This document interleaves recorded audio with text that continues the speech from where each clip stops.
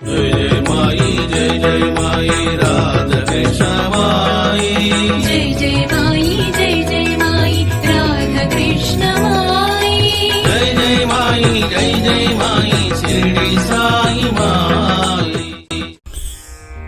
सद्गुरुनाथ महाराज की जय।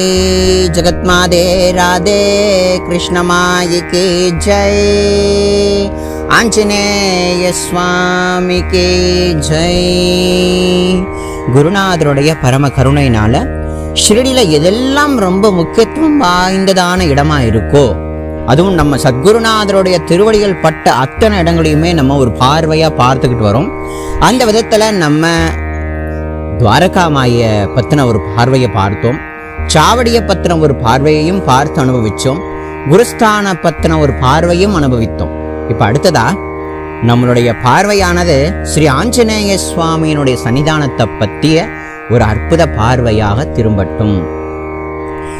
பொதுவா இந்த ஆஞ்சநேய சுவாமின்றவர் பக்திக்கே எடுத்துக்காட்டானவர், குரு பக்திக்கும் எடுத்துக்காட்டானவர், பாகவத பக்திக்கும் எடுத்துக்காட்டானவர், பிரேம பக்திக்கும் எடுத்துக்காட்டானவர், சரணாகத பக்திக்கும் எடுத்துக்காட்டானவர். என்னப்பா பக்தியில இவ்வளவு விதமா இருக்கு? ஆமா, நிறைய விதங்கள் இருக்கு.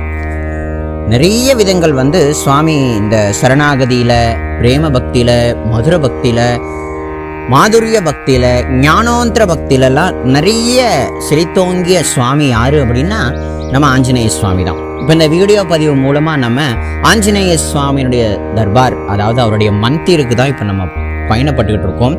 எல்லோருடைய அந்த பார்வையும் இந்த வீடியோவில் இருக்கட்டும், ஆனால் மனமும் காதானதும் அடியன் சொல்லக்கூடிய விஷயத்துல லைக்கட்டும்ங்கிறதையும் பிரார்த்திக்கிறேன். பொதுவா மகாராஷ்டிரா மண் மட்டும் இல்லை, இந்த பாரத தேசம் முழுக்க அதீதமான சன்னிதானங்கள் கொண்ட சுவாமி யார் அப்படின்னு கேட்டீங்கன்னா ஆஞ்சநேய சுவாமி தான். ராமபெருமானுக்கு சன்னிதானங்கள் இருக்கோ இல்லையோ, ஆனா ஆஞ்சநேய சுவாமிக்கு சன்னிதானம் இல்லாத பிரதேசமே கிடையாது. அந்த விதத்துல ஷிரடியிலையும் ஒரு கிராம தேவதையா, பக்திக்கே எடுத்துக்காட்டான சுவாமியா, கிராம தேவதையா இருந்திருக்கார் நம்ம ஆஞ்சநேய சுவாமி. ஷிரடியில நம்ம பாபா வர்றதுக்கு முன்னாடியே இருந்து இருக்கக்கூடிய ஒரு கிராம தேவதையா இருக்கக்கூடியதுதான் இந்த தக்ஷணமுகி மாருதி மந்திர். மந்திர் அப்படின்னா கோவில் அப்படின்றது அர்த்தமாகும். அந்த காலத்துல பார்த்தீங்க அப்படின்னா ஷிரடி அப்படின்றது ஒரு கிராமம், பிர்காவன் சொல்லக்கூடிய ஒரு கிராமம். இந்த இரண்டு கிராமமும் அருகில் இருக்கக்கூடியது. புரியுதுங்களா?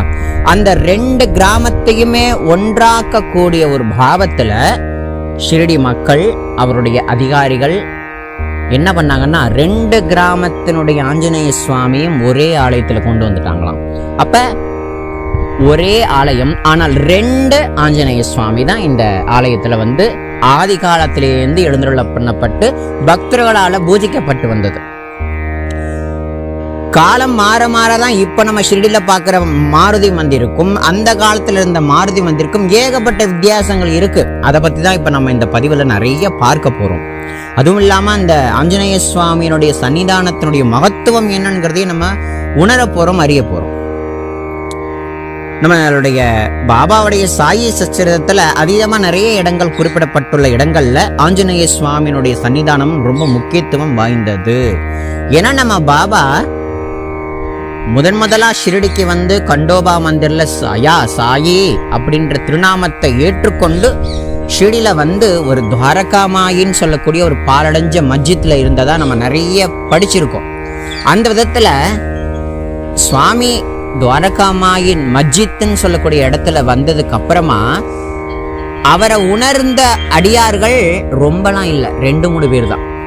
அதுல தேவிதாஸ் மகாராஜ், ஜானகிதாஸ் மகாராஜ், கங்காங்கிர்னு சொல்லக்கூடிய மகாத்மா, இவர்கள் எல்லாருமே நம்மளுடைய இந்த ஃபகீரா வந்த இந்த சத்குரு சாய்நாதரை பார்த்து பிரமிக்கிறாங்க. ஏன்னா அவருடைய தேஜஸ், அவர் செய்யக்கூடிய செயலினுடைய தத்துவம் எல்லாமே, அவர் ஒரு உயர்ந்த ஒரு மகான், ஒரு உயர்ந்த பரமாத்மா புருஷன் அப்படின்றத உணர்த்தி இருக்கு. அந்த நம்ம சத்குரு சாய்நாதருடைய அந்த கண்கள் ஜொலிக்கிற அந்த பார்வை இருக்கே, அந்த பார்வையிலேயே அவர் யாருங்கிறத இவங்கள தெரிஞ்சுக்கக்கூடிய வல்லமை கொண்டவர்களா இருந்திருக்காங்க தேவிதாஸ், ஜானகிதாஸ் சுவாமிகள்லாம். அவர்கள் தான் மகள்சால்பதி, அப்பா பீல், காசிராம் அப்படின்னு சொல்லக்கூடியவங்க எல்லாருமே கூப்பிட்டு அவரை போய் நீங்க அவர் கூட சகவாசம் வைத்துக் கொள்ளுங்கள், அதாவது அவரை நீங்க எப்பொழுதும் தொடர்பு கொண்டு இருந்தீர்களே ஆனால் நல்ல விதமான ஆன்மீகம் உங்களுடைய வாழ்க்கையில மலரும் அப்படின்றத சொல்லியிருக்காங்களாம். அப்ப நம்ம ஷிரடி மக்களுக்கு அடையாளம் காட்டினாங்க, பாபாவை அடையாளம் காட்டப்பட்ட மகாத்மாக்களா ஜானகிதாஸ் தேவிதாஸ்லாம் இருந்திருக்காங்க.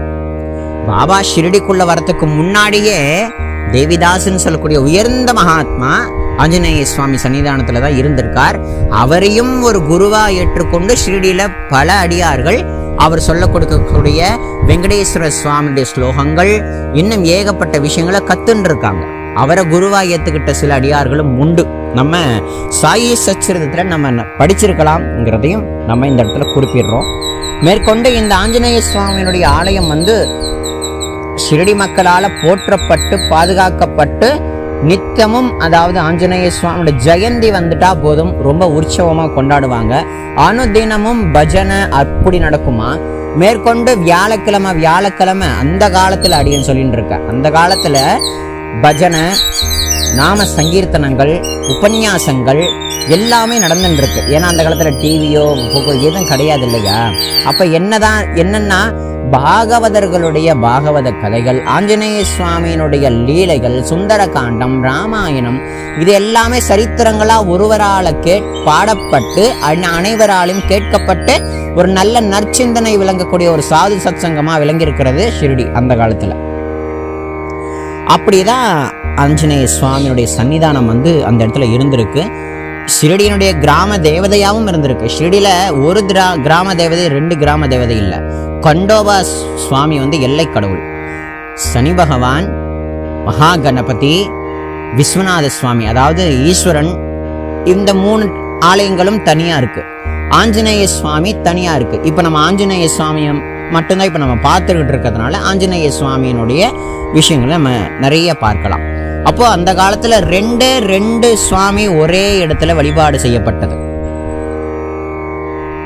அப்புறம் பார்த்தீங்க அப்படின்னா பாபா ஷிரடிக்குள்ள என்ட்ரானதுக்கு அப்புறம் அடிக்கடி அவர் போன இடம்னு ஒண்ணு பார்த்தீங்க அப்படின்னா ஆஞ்சநேய சுவாமி சன்னிதானத்துக்கு அடிக்கடி போயிருக்கார் நம்ம பாபா ரகதாவுக்கு போனாலும் ஆஞ்சநேய சுவாமி சன்னிதானத்துல உட்கார்ந்துருக்கார்.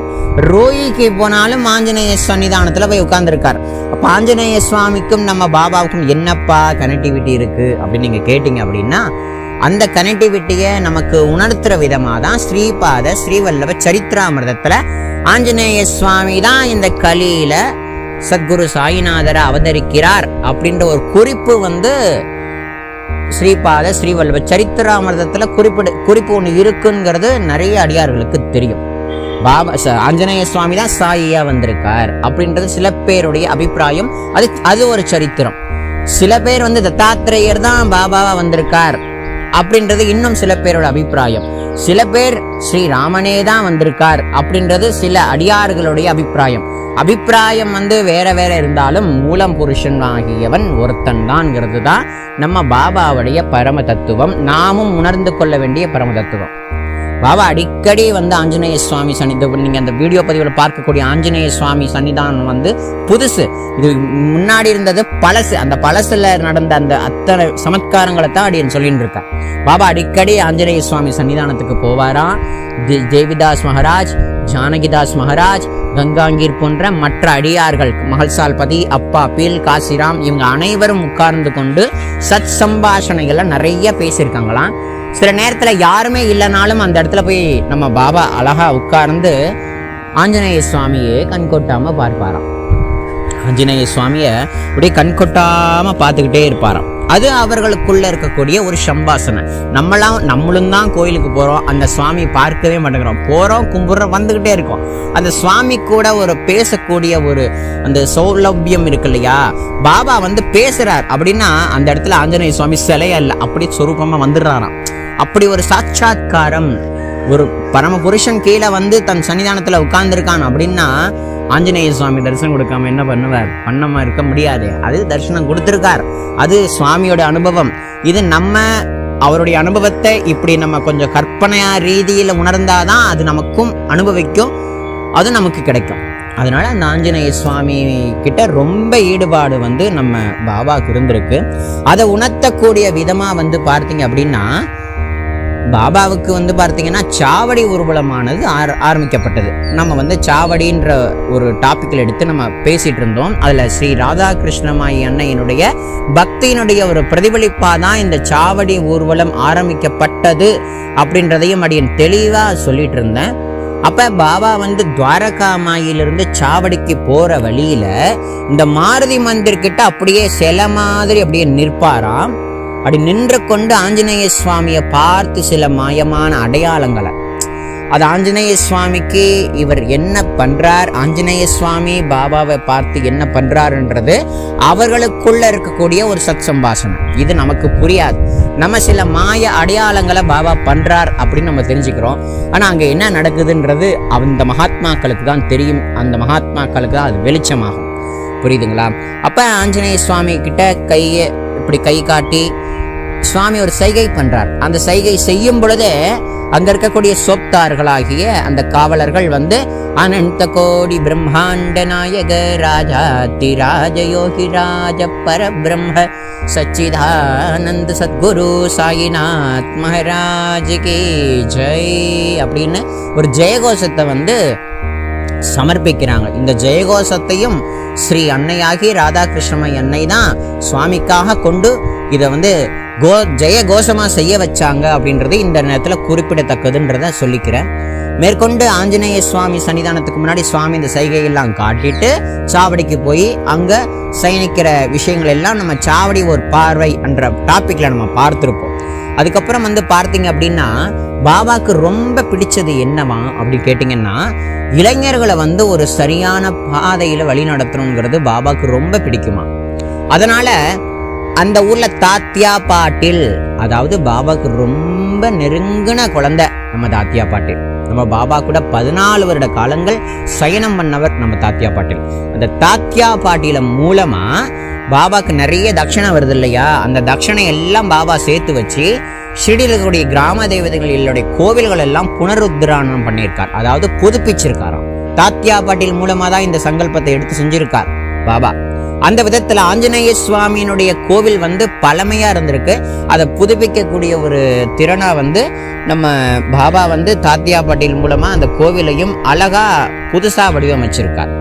அப்படி ஒரு கைங்கரியத்தையும் எடுத்து கொடுத்திருக்கார். இதன் மூலமா இளைஞர்கள் வந்து ஒரு உன்னதமான ஒரு ஆத்மீக விஷயங்களை எடுத்துக்கொண்டு இந்த தேசத்துல கூடிய கோவில்கள் எல்லாவற்றையும் நம்மளும் பாதுகாக்கணும் அப்படின்னு சொல்லக்கூடிய ஒரு பரம ரகசியத்தையும் சுவாமி வந்து காட்டி கொடுத்திருக்கார் இந்த விதத்துல.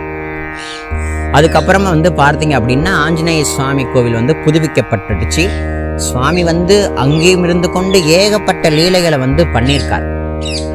நம்ம பாபா ஆஞ்சநேய சுவாமி சன்னிதானத்திலையும் நிறைய லீலைகள் பண்ணியிருக்கார், சாவடியிலையும் லீலைகள் பண்ணியிருக்கார். அவள் லீலைகள் பண்ணாத இடம்ங்கிறது எங்கும் அவர் எல்லா இடங்கள்லையுமே தன்னுடைய சமத்காரங்களை தன் பக்தர்கள் மூலமா வந்து வெட்ட வெளிச்சமா காட்டியிருக்கார்.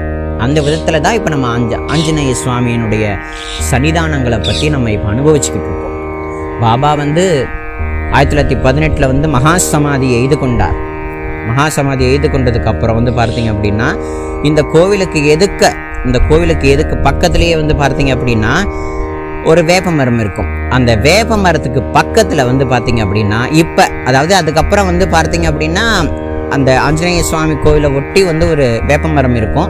அந்த வேப்ப மரத்துக்கு சுத்தி ஒரு கட்டை இருக்கும். அந்த கட்டையில வந்து பார்த்தீங்கன்னா ஒரு நாகம் வந்து பிரதிஷ்டை பண்ணப்பட்டிருக்கும். அந்த நாகத்தை வந்து நம்மளுடைய பிவி நரசிம்ம சுவாமிஜி இருக்கார் இல்லையா, அவரு தான் வந்து முதலா பிரதிஷ்டை பண்ணப்பட்டார்.